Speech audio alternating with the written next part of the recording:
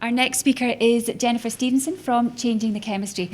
Jennifer is originally from Kintyre. She's an experienced financial services professional who has a keen interest as well, which is why she's here, in diversity in the workplace and on boards.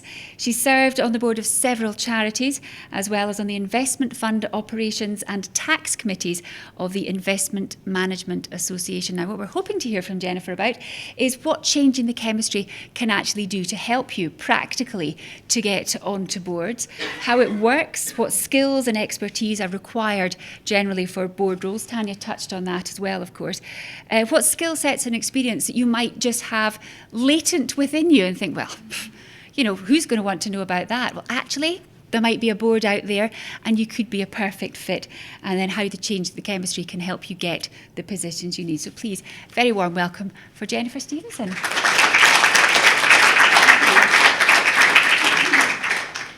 Thanks, Nikki.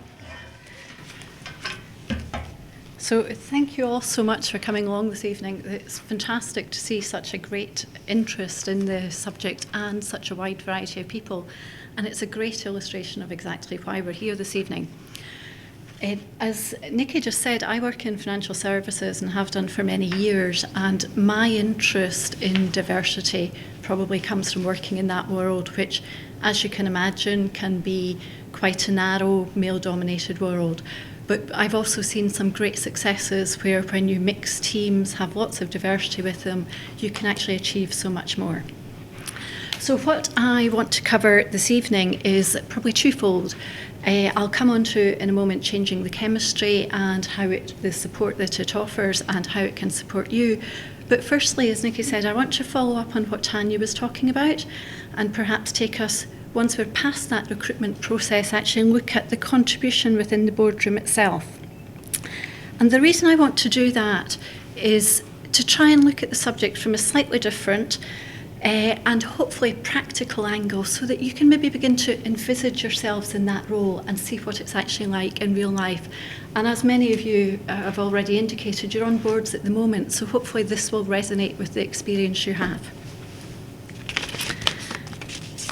So looking at how do we make a valuable contribution in the boardroom, what's involved in that? Just looking at the high level, I tend to think about this as involving, there's three different aspects. There's within the boardroom itself, there's inside the larger organisation, and there's the external world. Looking firstly at within the boardroom itself, the key value here lies in active engagement.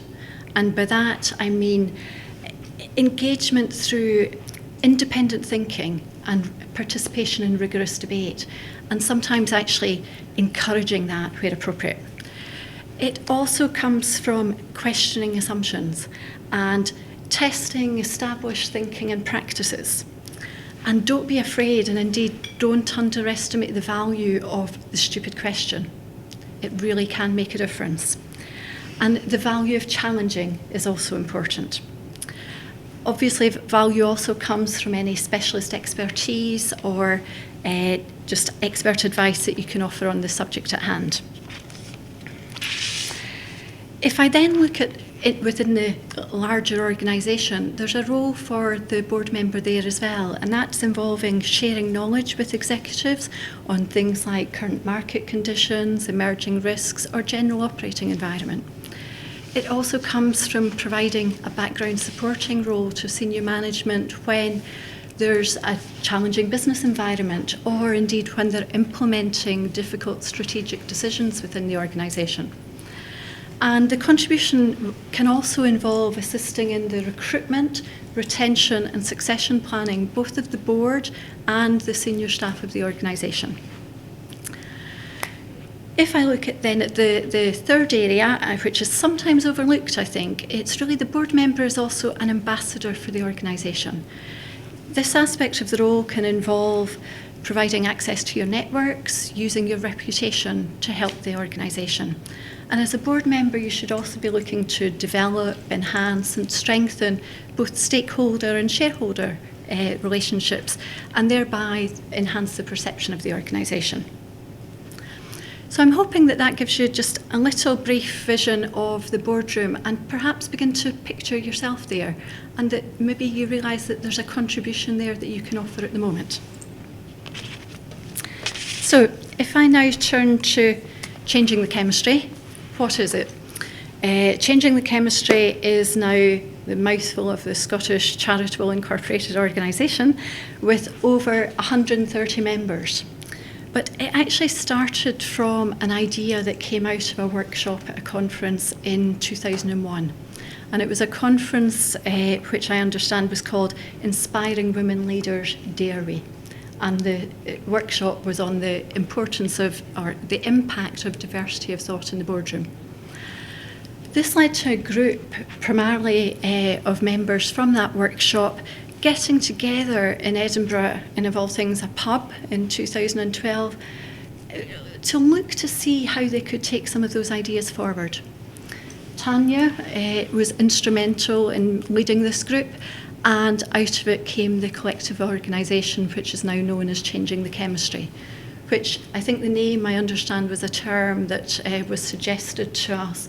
It had previously been used by Sir Roger Carr as the chair of the CBI. Now, I am going to read this one directly from the card because I want to ensure that I quote the aim of the organisation correctly, and then we'll explore that a little bit more. But the aim of Changing the Chemistry is to build and develop a truly diverse community who, through peer-to-peer support, can establish and deepen their board readiness, thereby making a contribution to organisations by helping boards become more effective and productive. Quite a lot in that, so if I maybe take a couple of sections, just one at a time. Firstly, as we've touched on earlier, the agenda is one of diversity, and it's this diversity of thought. That in itself encompasses diversity of all forms. But if we take that into the boardroom, it's that diversity of thought that helps ensure the rigorous debate. It's that diversity of thought that helps ensure a range of perspectives are available in that boardroom, and that a variety of approaches to problem solving come into the decision making, with the idea being that it provides the opportunity for boards for enhanced decision making and improved solutions. Now, as Tanya touched on, given the demographics of Scotland, gender is an obvious starting point for changing the chemistry in looking at the subject of diversity, but the overall aim is much wider than that. The operational approach adopted in achieving that aim is also worthy of special note in its peer-to-peer support, and it's on a voluntary basis. Given that the organisation is comprised of volunteers, that can be challenging when they're trying to combine that with full-time jobs, non-exec portfolios of their own businesses. But because it's voluntary, people have made a conscious decision. They're actively interested in the subject and they really want to make a purposeful contribution. I should also say there's no membership fee for the organisation, rather it is the members' contribution of their time, effort and skill that effectively is that membership fee. I should also note the membership's open to everyone. There are there's no restrictions or limitations to any particular categories. It's open to anyone that supports the aim of the organisation and is willing to contribute that effort to helping take the aims forward. And it's also open. It's as open to, for example, established white males for their mentoring experience as it is to young professional females who are looking for their first board position to enhance their CV. And indeed, it's also open to people who are not looking for non-exec roles. Like myself, I'm not looking for non-exec roles these days, but I support the aim and I'm happy to help with the organisation, events like this, just anything where I can just add an extra pair of hands.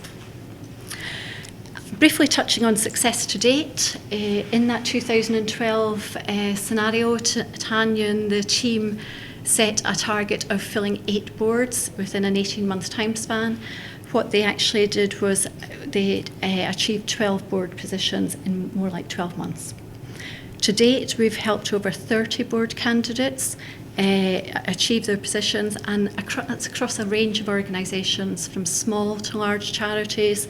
It's the public sector bodies and into that private sector that Tanya touched on that can be more challenging. And indeed, we have two FTSE 250 companies within that realm as well.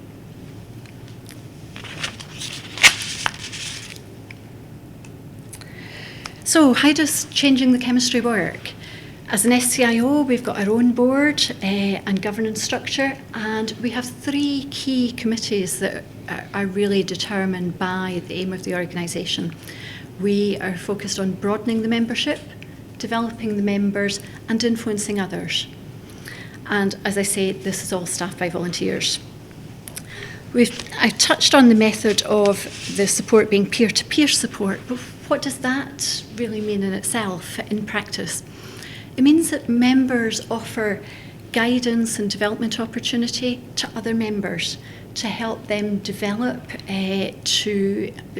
skills, confidence and knowledge so that they can go on and secure these board positions or trustee positions. And we also continue to support individuals who, once they attain the board positions or who come to us at that entry level already. And I should have said, this second grouping is called the graduate group. That first grouping at the early stage of developing, we call the target group. The method of support, to touch on one of the questions earlier, it comes in different shapes and sizes. It can be targeted advice, it can be one-to-one assistance, and it can be group or individual coaching. Both the target groups and the graduate group also meet within their groupings on a regular basis and thereby help provide their own peer-to-peer support as well. We also do some more formal learning in the form of talks from experts, both internal and external, on topical board matters like corporate governance, the role of the auditor, things like that, as well as masterclasses in personal development skills, such as strengths finding, personality profiling, and practical skills such as completing a CV for a board position, which may be slightly different from the CVs that you would have for a normal employment situation. We also take people through board application forms and interview techniques. What's also key, though, is the informal peer support that's offered within the grouping and the networking opportunities that come out of that. And as Tanya touched on earlier, we have quite a range within the membership of people from all different organisations. So it's a great opportunity to learn about the different types of board roles that are there. And we have things like monthly networking drinks through to when people are actually working together on activities for the organisation, that in itself is networking. So be it that organising events like this, be it helping with the website, we've recently got a Twitter account, things like that. That's all just engaging with people with this common aim. And in addition to supporting the members, supporting the members directly, what we're also seeking to do is to promote the benefits of diversity to individual companies and organisations and in the wider arena as opportunities come up, so be it Scottish Government consultation, things like that. But looking at the individual organisations for the moment, what we're looking to do there is to highlight the benefits of diversity to organisations, to encourage them to consider their board recruitment process and the impact that that has on the end result they achieve, and perhaps then work with them to open that process up to introduce more diversity and encourage applications from different backgrounds and areas of society so that they can then end up with a more diverse board and therefore a more successful board. So turning to the key piece that we're here for this evening is, or that's of interest to you, is how can we support you?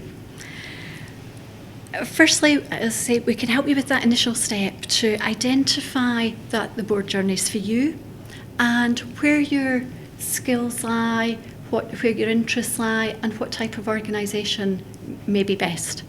Now, we can do that through talking to you individually or through networking, so you have the opportunity to gather the information you want. We can also provide support on the practicalities, on the formal learning, and we also, as Tanya touched on, that women on boards maintain non-executive information or new positions coming up. So to Changing the Chemistry, that's what we're actively doing now. We all feed in as soon as we're aware of position and share that information around the group, and indeed try and suggest candidates from within the group. The participation in groups like the target group also give you that you're going through the experience together. That just helps give you different ideas on how to approach things. I appreciate that at the moment we're very Central Belt focused. So one of the things, that's essentially why we're here this evening. One of the things that I'd be particularly interested in going forward is how you feel we can best support you. What works, what doesn't work. We're open to exploring that and really finding the solution that works for everyone. And a couple of other areas. We also, as you will have noticed from tonight, we do pair up with other organisations like Women on Boards and IOD. We're happily signpost you elsewhere where more detailed support or learning is available. Finally, another area that I've actually found, just quite intriguing, and I've got a lot more out of than I anticipated, was one of the things we started early on was the concept of board journeys, and hearing about those from particularly people external to the organisation, and hearing how people, get their first roles, what that entails, where they were at in their career when they went into it, and realising that, well, it was a bit of a punt. They didn't actually know what they were going into and things like that. That can be quite interesting. And people like Rob Woodward, who's the CEO of STV, have very kindly shared their stories with us. And for example, his first board position was for a theatre charity. And while he did that at the age of 30, he now says he wished he'd done it earlier. So you never know what's behind the individual at the end of the day. Now, finally, I'm also looking for your assistance in a variety of areas to help us to continue to expand the membership in terms of diversity, be that location, background, age, gender, skill set, and to continue to develop that talent pool that we can make available to boards out there, and therefore achieve the aim of improving board effectiveness. And for those of you in the audience that already have board positions, we'll welcome you into the graduate group, but it would also be great to perhaps have your assistance in providing support to other members, particularly here in the High region. And for anyone from organisations who are looking to explore the topic of diversity within your own boardroom, we look forward to hearing from you, and particularly so that you can tap into that talent pool that we're developing, both current and future. So that's enough for me. I'm probably over time. I'm not hearing any ringing bells, but thank you very much for your attention. And as Nikki said, we're here for the rest of the evening, so there's time for questions now, but also do come back to us later as well. Thank you.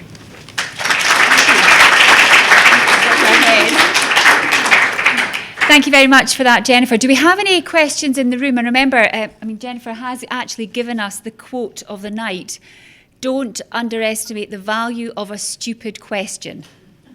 I'm going to hang on to it.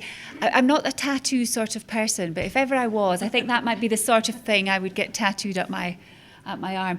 I have a question from Orkney, if we don't have any in the room just now. Jennifer, Linda Forbes from Orkney is asking, recruiting younger people to boards, especially younger women, is an issue for many organisations. So how would you suggest that boards reach out to younger women, or how do they shape board roles to suit people at different stages in their lives? I think so. This is Jennifer did that without moving her lips.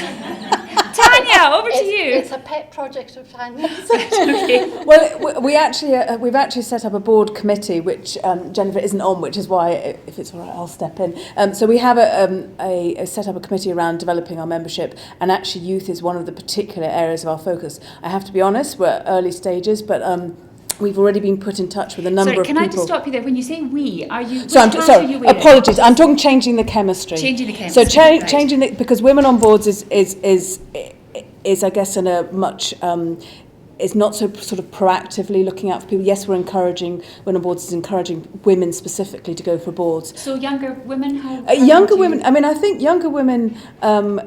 I think people, certainly, as I say, in their 20s, there are definitely charities which are specifically looking for youth and that different perspective that brings. I mean, some of the ways that there are networks linking into the schools where, in fact, I was having a conversation this morning about how to try and link to actually schools to get people to start thinking about it. There's a youth parliament. So I think there are a number of places. I'm probably, if I'm honest, women changing the chemistry is not quite there in having a plan, but we are going to have a plan very shortly. Okay. I know that Highland Youth Voice are very active in schools, and they have sort of meetings all over the Highlands and Islands area, so that might be a question for you, Linda. But certainly, if she got in touch with you at Changing the Chemistry, we've put it out with our group. Yeah. Yes, definitely. There you go.